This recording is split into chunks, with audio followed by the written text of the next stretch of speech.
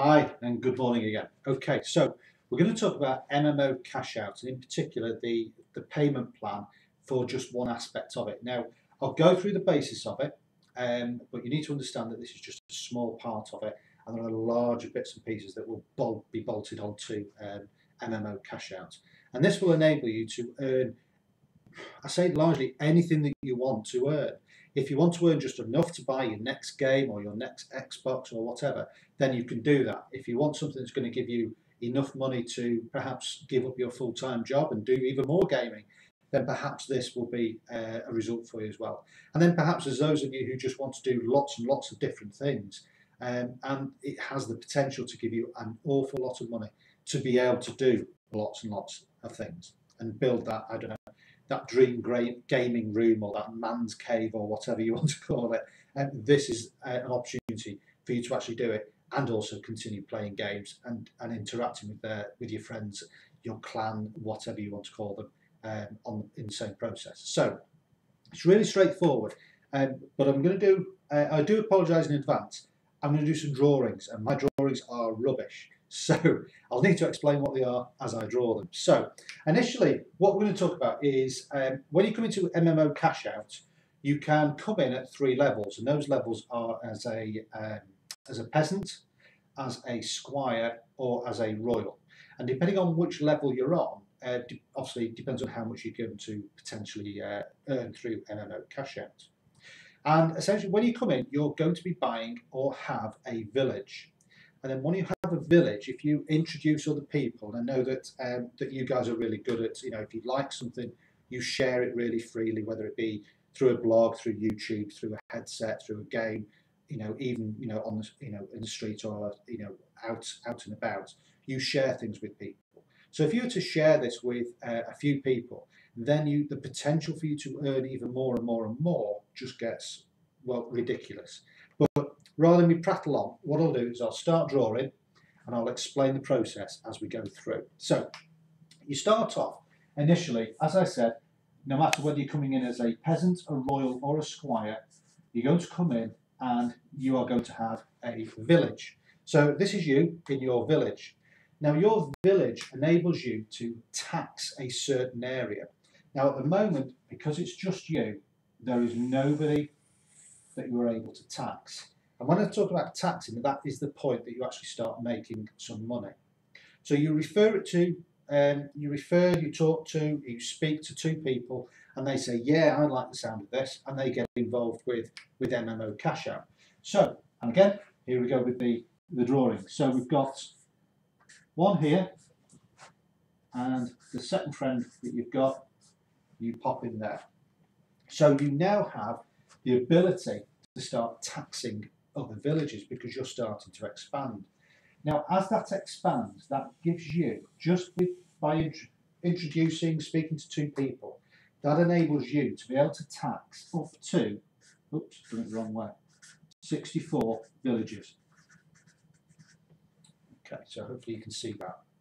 So just by bringing in 2 people, introducing them to MMOCashOut, that allows you to tax 64 villages. Well, what happens if you bring in a 3rd person into the village fold? Well, your guild now starts to grow, and as your guild grows, because you've now got 3 personal referred villages in your guild, you're now able to tax 1,024 villages. Now, just imagine that you're on a game at the moment. Now, it might be, I don't know, World of Warcraft, something like that. And you've got various, you might have 10 friends on there, you might have 100, you might have 300, you might have 1,000. I don't know. Well, perhaps 2 or 3 of those want to do something this and they want to actually make some money whilst also gaming. Well, they're going to really enjoy this. They're going to tell other people. They're going to tell other people. And of course, your villages and your guild just grow and grow and grow. So as you can see, just by telling 3 people, you've now got the potential of taxing over 1,000 other people or villages.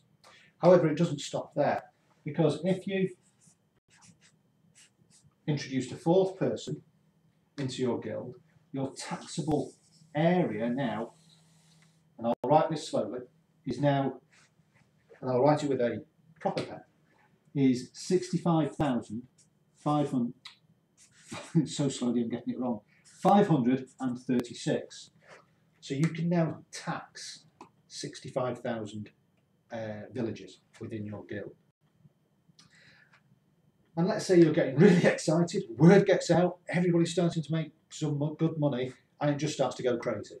And it can go crazy. So perhaps you bring in a 5th person, a 6th person, and a 7th person. And they all start their own little villages, their own guilds, they all get excited and start to create nice regular income or taxes from the MMOCashOut pay plan. That then gives you the ability to now tax, and again, I'll write this really slowly. It gives you the ability to now tax 2,097,153 villagers. Okay, so that's the potential number of villages that you could tax. But what you're probably more interested in is, okay, 2 million villages sounds a lot, but what does that actually mean as in, taxes, money in my pocket? Well, as I said to you at the beginning, there are 3 levels. You have got a peasant,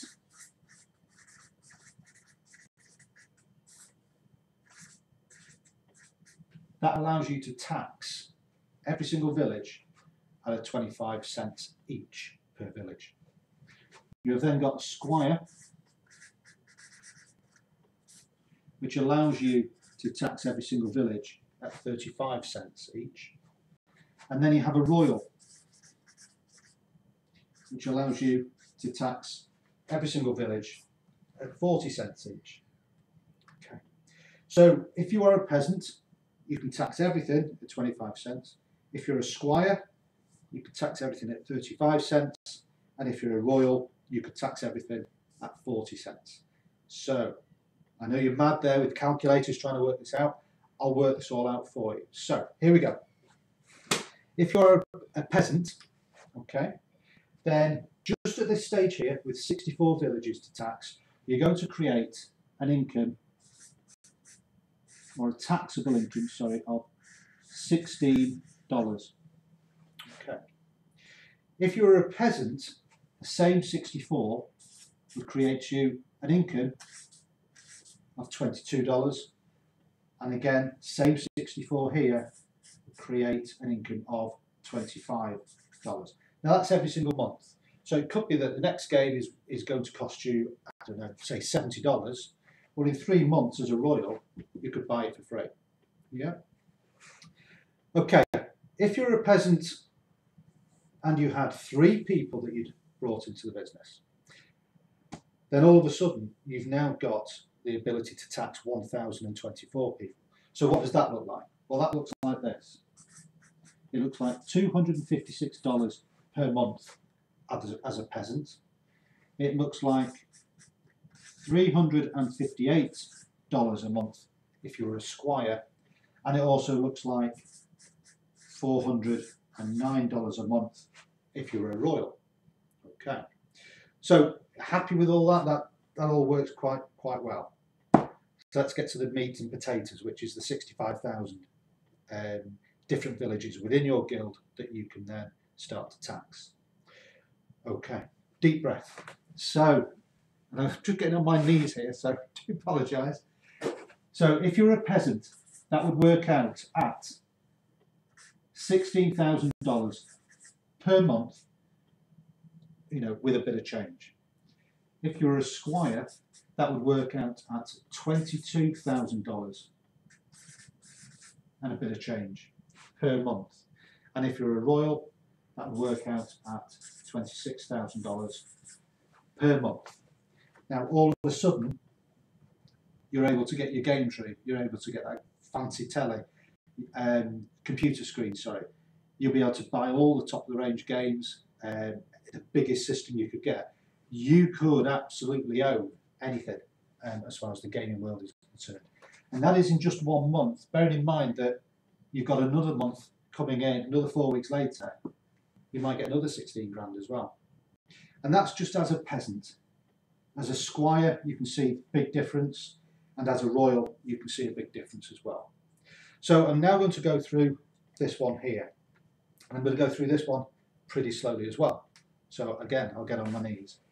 So bearing in mind that you've only had to bring in or create 7 personal villages, they've all got busy, and over time, I'm not saying this is going to happen a week next Thursday, this could take 12 months. It could take 12 weeks, it could take 12 days, it could take 12 years. It really is entirely up to you, the people that you get involved, and how you develop and coach and work with them. So we're at a scenario now where you've brought 7 people into this business. You've got, they've all got busy, and you've now got 2 million villages that you can now tax within your guild. Now that taxing produces this sort of an income. And bearing in mind that this isn't just a one hit, this is an income that will grow to this level and then will continue, all things being equal, then continue every single month. So you're not going to go nothing then bang. You're going to have these incremental growth rates over the months and over the years, if you like, until you get to this level, and then it will be every single month afterwards. So if you were a peasant and you had 2.1 million people in your guild, your taxable income would be $524,000 every single month. If you were a squire, your taxable income, if you like, would be $734,000 every single month. And then if you were a royal, it would be $838,000 every single month. Now, I don't know about you and your lifestyle. I only know about me and my lifestyle. And I know that this here, an extra $400 a month, that's an extra $100 a week, is really going to make a difference to, I would suggest, most people's lives. The other figures, yeah, it's going to involve work, and it's going to involve effort and time and energy. Is it worth it? Hell yes. However, it's not just going to happen. It's something you're going to have to work and put some effort into. But I know that I'm speaking to guys at the moment who have got, and gals, who have got huge subscriptions to their YouTube channel, to their blogs, to their games. You know, they've got clans of 300-400 people involved in games. They've got clans of thousands of people involved in games. So these figures here are realistic and probably are more attainable in this environment, which is the gaming industry, than probably in any other industry out there at the moment today. So hopefully that has given you a bit of an explanation on how the villages create a guild and how the guild allows you to then create a taxable income, if you like, from those villages and from within your guild. Okay, if you have any more questions, my contact details will be attached to the bottom of this video, or just simply get in touch with the person who directed you to this video, and hopefully then they'll be able to answer any questions that you might have. Take care now, and have a look to see where you want to put your village. Take care. Bye-bye.